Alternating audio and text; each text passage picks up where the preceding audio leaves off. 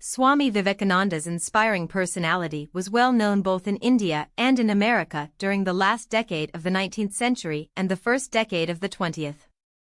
The unknown monk of India suddenly leapt into fame at the Parliament of Religions held in Chicago in 1893, at which he represented Hinduism. His vast knowledge of Eastern and Western culture as well as his deep spiritual insight, fervid eloquence, brilliant conversation, broad human sympathy, colorful personality, and handsome figure made an irresistible appeal to the many types of Americans who came in contact with him.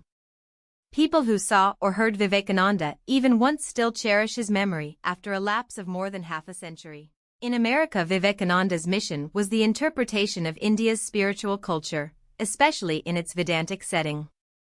He also tried to enrich the religious consciousness of the Americans through the rational and humanistic teachings of the Vedanta philosophy.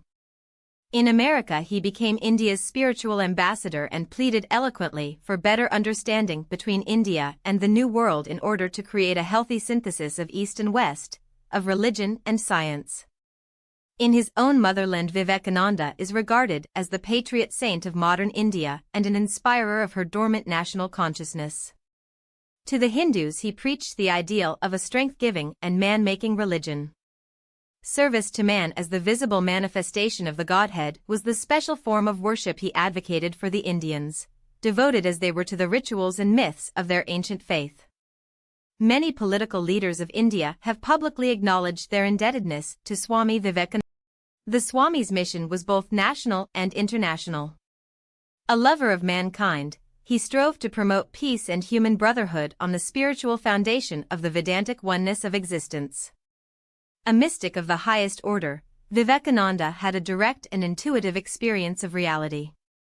He derived his ideas from that unfailing source of wisdom and often presented them in the soul-stirring language. The natural tendency of Vivekananda's mind, like that of his master, Ramakrishna, was to soar above the world and forget itself in contemplation of the Absolute.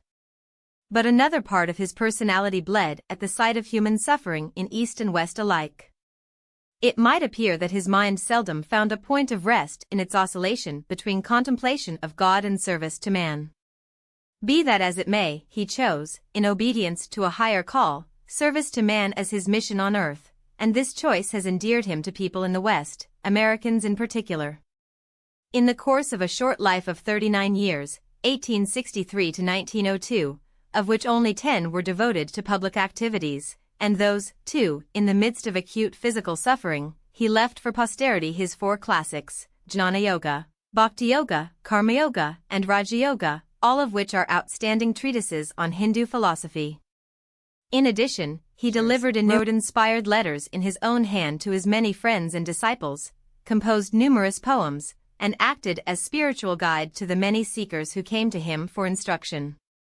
He also organized the Ramakrishna order of monks, which is the most outstanding